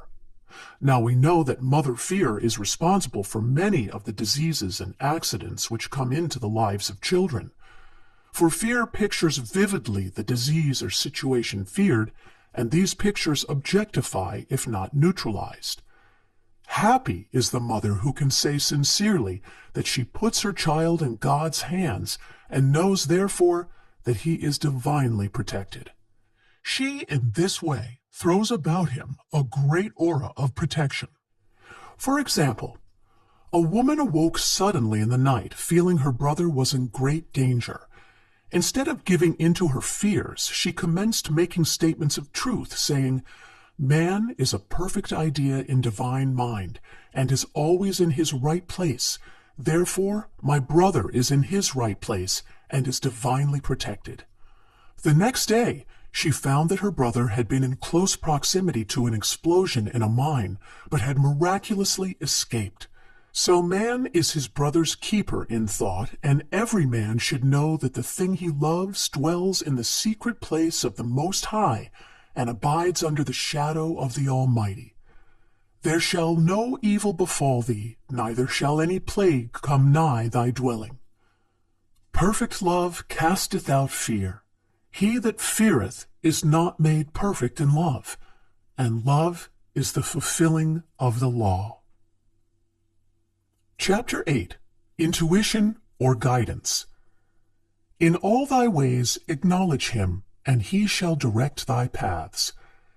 There is nothing too great of accomplishment for the man who knows the power of his word, and who follows his intuitive leads. By the word, he starts in action unseen forces and can rebuild his body or remold his affairs. It is therefore of the utmost importance to choose the right words, and the student carefully selects the affirmation he wishes to catapult into the invisible. He knows that God is his supply, that there is a supply for every demand, and that his spoken word releases this supply. Ask, and ye shall receive. Man must make the first move. Draw nigh to God, and he will draw nigh to you. I have often been asked just how to make a demonstration. I reply, speak the word, and then do not do anything until you get a definite lead. Demand the lead, saying, "Infinite Spirit, reveal to me the way. Let me know if there is anything for me to do." The answer will come through intuition or hunch, a chance remark from someone, or a passage in a book, etc., etc. The answers are sometimes quite startling in their exactness. For example, a woman desired a large sum of money. She spoke the words, "Infinite Spirit, open the way for my immediate supply. Let all that is mine by divine right now reach me in great avalanches of abundance." Then she added, "Give me a definite lead. Let me know if there is anything for me to do." The thought came quickly. Give a certain friend, who had helped her spiritually, $100. She told her friend, who said, "Wait and get another lead before giving it." So she waited, and that day met a woman who said to her, "I gave someone $1 today. It was just as much for me as it would be for you to give someone 100. This was indeed an unmistakable lead. So she knew she was right in giving the $100. It was a gift which proved a great investment, for shortly after that, a large sum of money came to her in a remarkable way. Giving opens the way for receiving. In order to create activity in finances, one should give. Tithing, or giving 1/10 of one's income, is an old Jewish custom and is sure to bring increase. Many of the richest men in this country have been tithers, and I have never known it to fail as an investment. The 10th part goes forth and returns blessed and multiplied. But the gift or tithe must be given with love and cheerfulness, for God loveth a cheerful giver. Bills should be paid cheerfully. All money should be sent forth fearlessly and with a blessing. This attitude of mind makes man master of money. It is his to obey, and his spoken word then opens vast reservoirs of wealth. Man himself limits his supply by his limited vision. Sometimes the student has a great realization of wealth but is afraid to act. The vision and action must go hand in hand, as in the case of the man who bought the fur-lined overcoat. A woman came to me asking me to speak the word for a position. So I demanded, "Infinite Spirit, open the way for this woman's right position." Never ask for just a position. Ask for the right position, the place already planned in divine mind, as it is the only one that will give satisfaction. I then gave thanks that she had already received, and that it would manifest quickly. Very soon she had 3 positions offered her, 2 in New York and 1 in Palm Beach, and she did not know which to choose. I said, "Ask for a definite lead." The time was almost up and was still undecided when one day she telephoned, "When I woke up this morning, I could smell Palm Beach." She had been there before and knew its balmy fragrance. I replied, "Well, if you can smell Palm Beach from here, it is certainly your lead." She accepted the position, and it proved a great success. Often, one's lead comes at an unexpected time. One day, I was walking down the street when I suddenly felt a strong urge to go to a certain bakery a block or 2 away. The reasoning mind resisted, arguing, "There is nothing there that you want." However, I had learned not to reason, so I went to the bakery, looked at everything, and there was certainly nothing there that I wanted. But coming out, I encountered a woman I had thought of often, and who was in great need of the help which I could give her. So often, one goes for one thing and finds another. Intuition is a spiritual faculty and does not explain but simply points the way. A person often receives a lead during a treatment. The idea that comes may seem quite irrelevant, but some of God's leadings are mysterious. In the class one day, I was treating that each individual would receive a definite lead. A woman came to me afterwards and said, "While you were treating, I got the hunch to take my furniture out of storage and get an apartment." The woman had come to be treated for health. I told her I knew in getting a home of her own, her health would improve, and I added, "I believe your trouble, which is a congestion, has come from having things stored away. Congestion of things causes congestion in the body. You have violated the law of use, and your body is paying the penalty."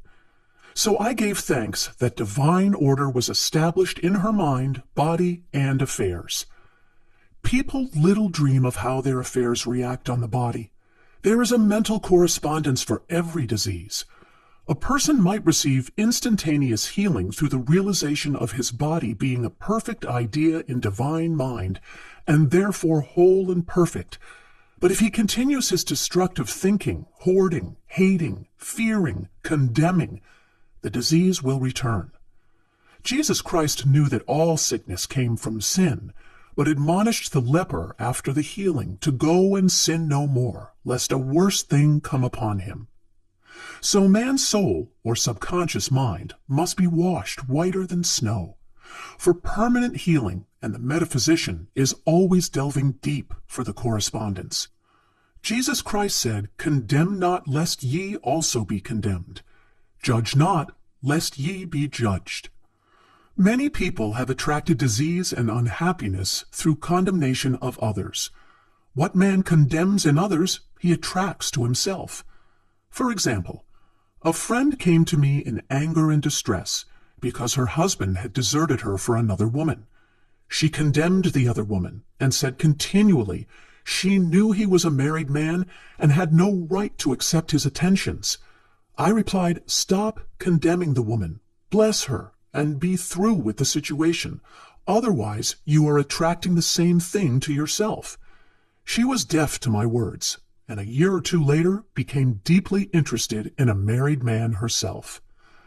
Man picks up a live wire whenever he criticizes or condemns, and may expect a shock. Indecision is a stumbling block in many a pathway. In order to overcome it, make the statement repeatedly, "I am always under direct inspiration. I make right decisions quickly." These words impress the subconscious, and soon one finds himself awake and alert, making his right moves without hesitation. I have found it destructive to look to the psychic plane for guidance, as it is the plane of many minds and not the one mind. As man opens his mind to subjectivity, he becomes a target for destructive forces. The psychic plane is the result of man's mortal thought and is on the plane of opposites. He may receive either good or bad messages. The science of numbers and the reading of horoscopes keep man down on the mental or mortal plane, for they deal only with the karmic path. I know of a man who should have been dead years ago according to his horoscope, but he is alive and a leader of one of the biggest movements in this country for the uplift of humanity. It takes a very strong mind to neutralize a prophecy of evil. The student should declare, "Every false prophecy shall come to naught. Every plan my Father in heaven has not planned shall be dissolved and dissipated. The divine idea now comes to pass." However, if any good message has ever been given one, of coming happiness or wealth, harbor and expect it, and it will manifest sooner or later through the law of expectancy. Man's will should be used to back the universal will. I will that the will of God be done. It is God's will to give every man every righteous desire of his heart, and man's will should be used to hold the perfect vision without wavering. The prodigal son said, "I will arise and go to my father." It is indeed often an effort of the will to leave the husks and swine of mortal thinking. It is so much easier for the average person to have fear than faith, so faith is an effort of the will. As man becomes spiritually awakened, he recognizes that any external inharmony is the correspondence of mental inharmony. If he stumbles or falls, he may know he is stumbling or falling in consciousness. One day, a student was walking along the street condemning someone in her thoughts. She was saying mentally, "That woman is the most disagreeable woman on earth," when suddenly 3 Boy Scouts rushed around the corner and almost knocked her over. She did not condemn the Boy Scouts, but immediately called on the law of forgiveness and saluted the divinity in the woman. Wisdom's way are ways of pleasantness, and all her paths are peace. When one has made his demands upon the universal, he must be ready for surprises. Everything may seem to be going wrong, when in reality it is going right. For example, a woman was told that there was no loss in divine mind, therefore she could not lose anything which belonged to her. Anything lost would be returned, or she would receive its equivalent. Several years previously, she had lost $2,000. She had loaned the money to a relative during her lifetime, but the relative had died, leaving no mention of it in her will. The woman was resentful and angry, and as she had no written statement of the transaction, she never received the money. So she determined to deny the loss and collect the $2,000 from the Bank of the Universal. She had to begin by forgiving the woman, as resentment and unforgiveness closed the doors of this wonderful bank. She made this statement, "I deny loss. There is no loss in divine mind. Therefore, I cannot lose the $2,000 which belong to me by divine right. As one door shuts, another door opens." She was living in an apartment house which was for sale, and in the lease was a clause stating that if the house was sold, the tenants would be required to move out within 90 days. Suddenly, the landlord broke the leases and raised the rent. Again, injustice was on her pathway, but this time she was undisturbed. She blessed the landlord and said, "As the rent has been raised, it means that I'll be that much richer, for God is my supply." New leases were made out for the advanced rent, but by some divine mistake, the 90 days clause had been forgotten. Soon after, the landlord had an opportunity to sell the house. On account of the mistake in the new leases, the tenants held possession for another year. The agent offered each tenant $200 if he would vacate. Several families moved. 3 remained, including the woman. A month or 2 passed, and the agent again appeared. This time he said to the woman, "Will you break your lease for the sum of $1,500? It flashed upon her. Here comes the $2,000. She remembered having said to friends in the house, "We will act together if anything more is said about leaving." So her lead was to consult her friends. These friends said, "Well, if they have offered you $1,500, they will certainly give $2,000. So she received a check for $2,000 for giving up the apartment. It was certainly a remarkable working of the law, and the apparent injustice was merely opening the way for her demonstration. It proved that there is no loss, and when man takes his spiritual stand, he collects all that is his from this great reservoir of good. I will restore to you the years the locusts have eaten. The locusts are the doubts, fears, resentments, and regrets of mortal thinking. These adverse thoughts alone rob man, for no man gives to himself but himself, and no man takes away from himself but himself. Man is here to prove God and to bear witness to the truth, and he can only prove God by bringing plenty out of lack and justice out of injustice. Prove me now herewith, saith the Lord of hosts, if I will not open you the windows of heaven and pour out a blessing, that there shall not be room enough to receive it. Chapter 9. Perfect Self-Expression, or the Divine Design. No wind can drive my bark astray, nor change the tide of destiny. There is for each man perfect self-expression. There is a place which he is to fill, and no one else can fill, something which he is to do, which no one else can do. It is his destiny. This achievement is held a perfect idea in divine mind, awaiting man's recognition. As the imaging faculty is the creative faculty, it is necessary for man to see the idea before it can manifest. So man's highest demand is for the divine design of his life. He may not have the faintest conception of what it is, for there is possibly some marvelous talent hidden deep within him. His demand should be, Infinite Spirit, open the way for the divine design of my life to manifest.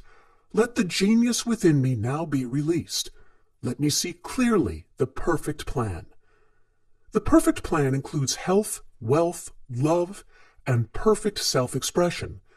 This is the square of life, which brings perfect happiness. When one has made this demand, he may find great changes taking place in his life, for nearly every man has wandered far from the divine design. I know in one woman's case it was as though a cyclone had struck her affairs, but readjustments came quickly, and new and wonderful conditions took the place of old ones. Perfect self-expression will never be labor, but of such absorbing interest that it will seem almost like play. The student knows also, as man comes into the world financed by God, the supply needed for his perfect self-expression will be at hand. Many a genius has struggled for years with the problem of supply, when his spoken word and faith would have released quickly the necessary funds. For example, after the class one day, a man came to me and handed me a cent. He said, "I have just 7 cents in the world, and I'm going to give you 1, for I have faith in the power of your spoken word. I want you to speak the word for my perfect self-expression and prosperity." I spoke the word, and did not see him again until a year later. He came in one day successful and happy, with a roll of yellow bills in his pocket. He said, "Immediately after you spoke the word, I had a position offered me in a distant city and am now demonstrating health, happiness, and supply." A woman's perfect self-expression may be in becoming a perfect wife, a perfect mother, a perfect homemaker, and not necessarily in having a public career. Demand definite leads, and the way will be made easy and successful. One should not visualize or force a mental picture. When he demands the divine design to come into his conscious mind, he will receive flashes of inspiration and begin to see himself making some great accomplishment. This is the picture or idea he must hold without wavering. The thing man seeks is seeking him. The telephone was seeking Bell. Parents should never force careers and professions upon their children. With a knowledge of spiritual truth, the divine plan could be spoken for early in childhood or prenatally. A prenatal treatment should be, let the God in this child have perfect expression. Let the divine design of his mind, body, and affairs be made manifest throughout his life, throughout eternity. God's will be done, not man's. God's pattern, not man's pattern, is the command we find running through all the scriptures, and the Bible is a book dealing with the science of the mind. It is a book telling man how to release his soul, or subconscious mind, from bondage. The battles described are pictures of man waging war against mortal thoughts. A man's foes shall be they of his own household. Every man is Jehoshaphat, and every man is David, who slays Goliath, mortal thinking, with the little white stone, faith. So man must be careful that he is not the wicked and slothful servant who buried his talent. There is a terrible penalty to be paid for not using one's ability. Often, fear stands between man and his perfect self-expression. Stage fright has hampered many a genius. This may be overcome by the spoken word or treatment. The individual then loses all self-consciousness and feels simply that he is a channel for infinite intelligence to express itself through. He is under direct inspiration, fearless and confident, for he feels that it is the Father within him who does the work. A young boy came often to my class with his mother. He asked me to speak the word for his coming examinations at school. I told him to make the statement, "I am one with infinite intelligence. I know everything I should know on this subject." He had an excellent knowledge of history, but was not sure of his arithmetic. I saw him afterwards, and he said, "I spoke the word for my arithmetic and passed with the highest honors, but thought I could depend on myself for history and got a very poor mark." Man often receives a setback when he is too sure of himself, which means he is trusting to his personality and not the Father within. Another one of my students gave me an example of this. She took an extended trip abroad one summer, visiting many countries where she was ignorant of the languages. She was calling for guidance and protection every minute, and her affairs went smoothly and miraculously. Her luggage was never delayed nor lost. Accommodations were always ready for her at the best hotels, and she had perfect service wherever she went. She returned to New York. Knowing the language, she felt God was no longer necessary, so looked after her affairs in an ordinary manner. Everything went wrong. Her trunks delayed amid inharmony and confusion. The student must form the habit of practicing the presence of God every minute. In all thy ways acknowledge him. Nothing is too small or too great. Sometimes an insignificant incident may be the turning point in a man's life. Robert Fulton, watching some boiling water simmering in a tea kettle, saw a steamboat. I have seen a student often keep back his demonstration through resistance or pointing the way. He pins his faith to one channel only, and dictates just the way he desires the manifestation to come, which brings things to a standstill. My way, not your way, is the command of infinite intelligence.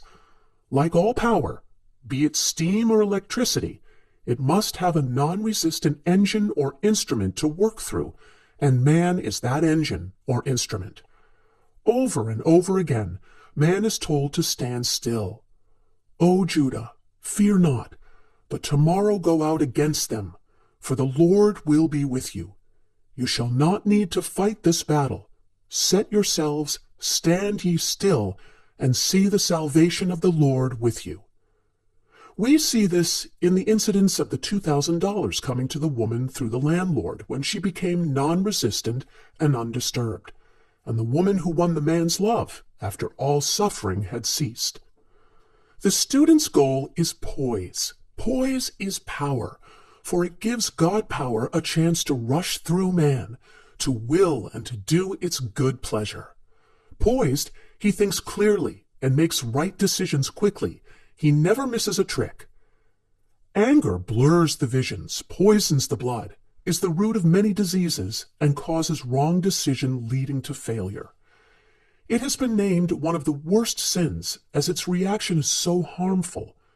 The student learns that in metaphysics, sin has a much broader meaning than in the old teaching. Whatsoever is not of faith is sin. He finds that fear and worry are deadly sins. They are inverted faith, and through distorted mental pictures bring to pass the thing he fears. His work is to drive out these enemies from the subconscious mind. When man is fearless, he is finished. Maeterlinck says that man is God-afraid. So as we read in the previous chapters, man can only vanquish fear by walking up to the thing he is afraid of. When Jehoshaphat and his army prepared to meet the enemy, singing Praise the Lord, for his mercy endureth forever, they found their enemies had destroyed each other, and there was nothing to fight. For example, a woman asked a friend to deliver a message to another friend. The woman feared to give the message, as the reasoning mind said, "Don't get mixed up in this affair. Don't give that message." She was troubled in spirit, for she had given her promise. At last she determined to walk up to the lion and call on the law of divine protection. She met the friend to whom she was to deliver the message. She opened her mouth to speak it, when her friend said, "So-and-so has left town." This made it unnecessary to give the message, as the situation depended upon the person being in town. As she was willing to do it, she was not obliged to. As she did not fear, the situation vanished. The student often delays his demonstration through a belief in incompletion. He should make this statement: in divine mind, there is only one completion. Therefore, my demonstration is completed. My perfect work, my perfect home, my perfect health. Whatever he demands are perfect ideas registered in divine mind, and must manifest, under grace, in a perfect way. He gives thanks he has already received on the invisible, and makes active preparation for receiving on the visible. One of my students was in need of a financial demonstration. She came to me and asked why it was not completed. I replied, "Perhaps you were in the habit of leaving things unfinished, and the subconscious has gotten into the habit of not completing, as the without, so the within." She said, "You are right. I often begin things and never finish them. I'll go home and finish something I commenced weeks ago, and I know it will be symbolic of my demonstration." So she sewed assiduously, and the article was soon completed. Shortly after, the money came in a most curious manner. Her husband was paid his salary twice that month. He told the people of their mistake, and they sent word to keep it. When man asks believing, he must receive, for God creates his own channels. I have been sometimes asked, suppose one has several talents, how is he to know which one to choose? Demand to be shown definitely. Say, "Infinite Spirit, give me a definite lead. Reveal to me my perfect self-expression. Show me which talent I am to make use of now." I have known people to suddenly enter a new line of work and be fully equipped, with little or no training. So make the statement, "I am fully equipped for the divine plan of my life," and be fearless in grasping opportunities. Some people are cheerful givers, but bad receivers. They refuse gifts through pride or some negative reason, thereby blocking their channels, and invariably find themselves eventually with little or nothing. For example, a woman who had given away a great deal of money had a gift offered her of several $1,000s. She refused to take it, saying she did not need it. Shortly after that, her finances were tied up, and she found herself in debt for that amount. Man should receive gracefully the bread returning to him upon the water. Freely ye have given, freely ye shall receive. There is always the perfect balance of giving and receiving, and though man should give without thinking of returns, he violates law if he does not accept the returns which come to him. For all gifts are from God, man being merely the channel. A thought of lack should never be held over the giver. For example, when the man gave me the 1 cent, I did not say, "Poor man, he cannot afford to give me that." I saw him rich and prosperous, with his supply pouring in. It was this thought which brought it. If one has been a bad receiver, he must become a good one, and take even a postage stamp if it is given him, and open up his channels for receiving. The Lord loveth a cheerful receiver as well as a cheerful giver. I have often been asked why one man is born rich and healthy and another poor and sick. Where there is an effect, there is always a cause. There is no such thing as chance. This question is answered through the law of reincarnation. Man goes through many births and deaths until he knows the truth which sets him free. He is drawn back to the earth plane through unsatisfied desire to pay his karmic debts or to fulfill his destiny. The man born rich and healthy has had pictures in his subconscious mind in his past life of health and riches, and the poor and sick man of disease and poverty. Man manifests on any plane the sum total of his subconscious beliefs. However, birth and death are man-made laws, for the wages of sin is death, the Adamic fall in consciousness through the belief in 2 powers. The real man, spiritual man, is birthless and deathless. He never was born and has never died. As he was in the beginning, he is now and ever shall be.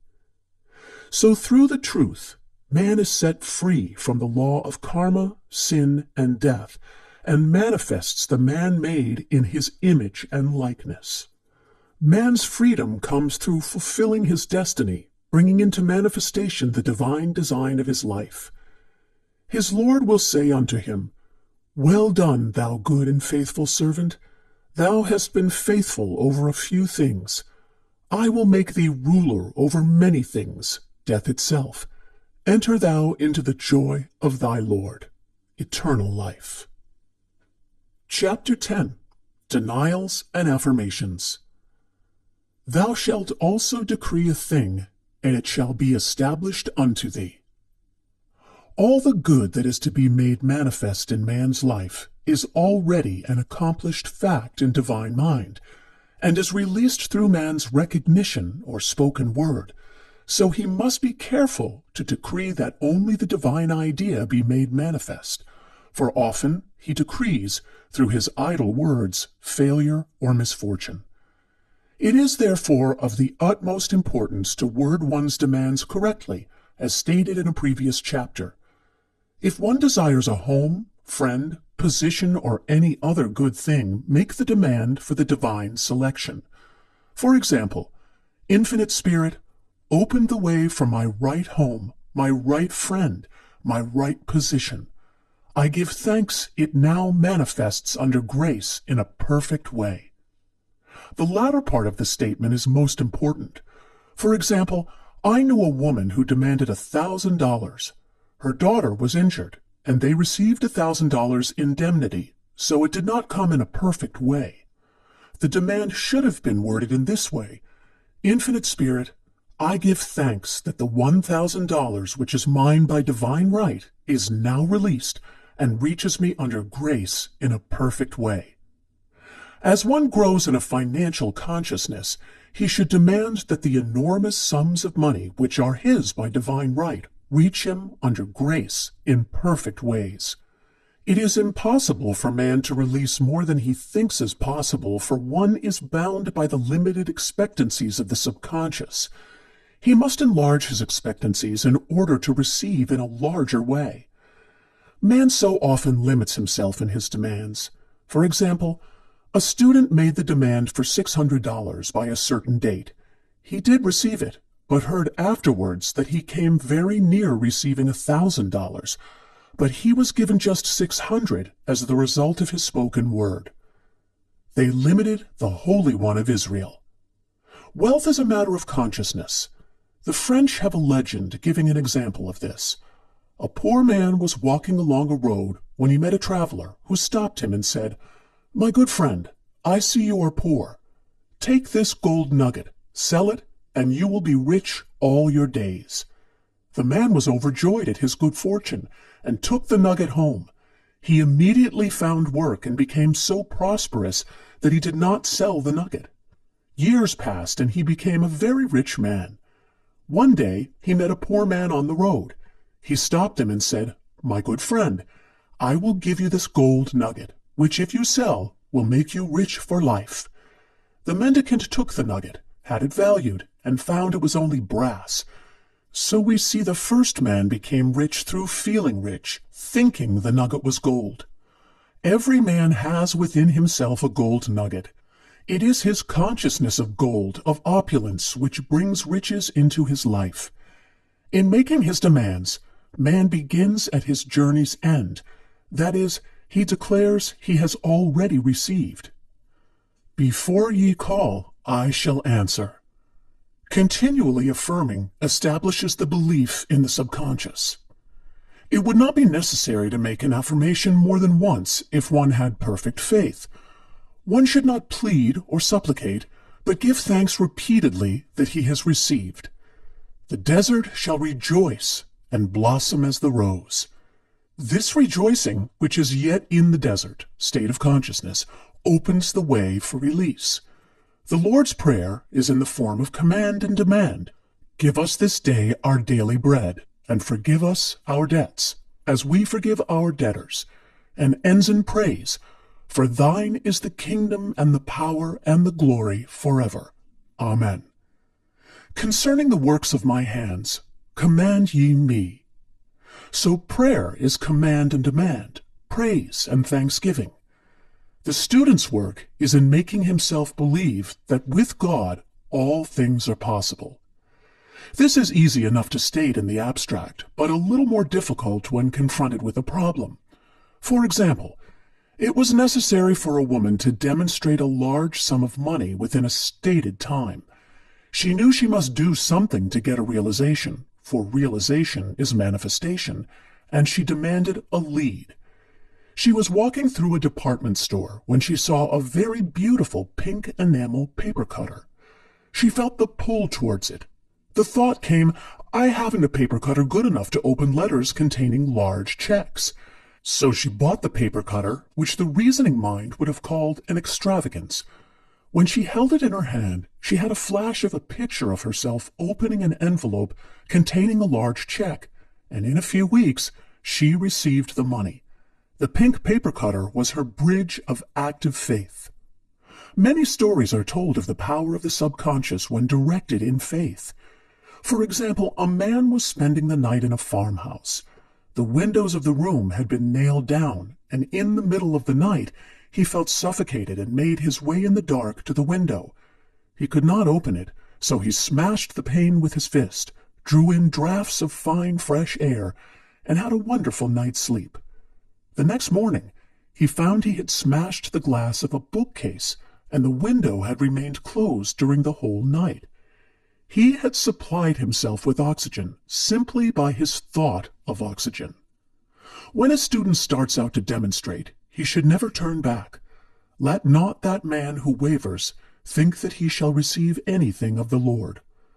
A student once made this wonderful statement, "When I ask the Father for anything, I put my foot down and I say, 'Father, I'll take nothing less than I've asked for, but more.'" So man should never compromise. Having done all, stand. This is sometimes the most difficult time of demonstrating, the temptation comes to give up, to turn back, to compromise. He also serves who only stands and waits.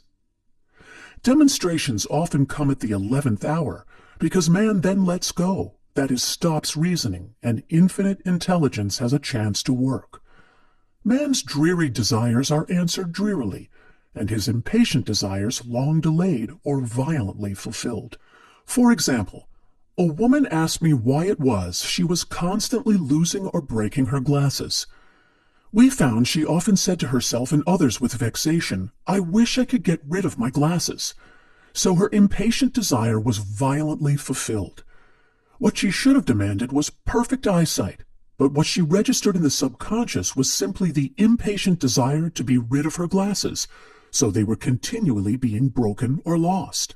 Two attitudes of mind cause loss: depreciation, as in the case of the woman who did not appreciate her husband, or fear of loss, which makes a picture of loss in the subconscious. When a student is able to let go of his problem, cast his burden, he will have instantaneous manifestation. For example, a woman was out during a very stormy day and her umbrella was blown inside out. She was about to make a call on some people whom she had never met, and she did not wish to make her first appearance with a dilapidated umbrella. She could not throw it away, as it did not belong to her. So in desperation she exclaimed, "Oh God, you take charge of this umbrella. I don't know what to do." A moment later, a voice behind her said, "Lady, do you want your umbrella mended?" There stood an umbrella mender. She replied, "Indeed I do." The man mended the umbrella while she went into the house to pay her call, and when she returned, she had a good umbrella. So there is always an umbrella mender at hand on man's pathway when one puts the umbrella or situation in God's hands. One should always follow a denial with an affirmation. For example, I was called on the phone late one night to treat a man whom I had never seen. He was apparently very ill. I made the statement, "I deny this appearance of disease. It is unreal, therefore cannot register in his consciousness. This man is a perfect idea in divine mind, pure substance expressing perfection." The next morning he was much better, and the following day out attending to his business. There is no time or space in divine mind.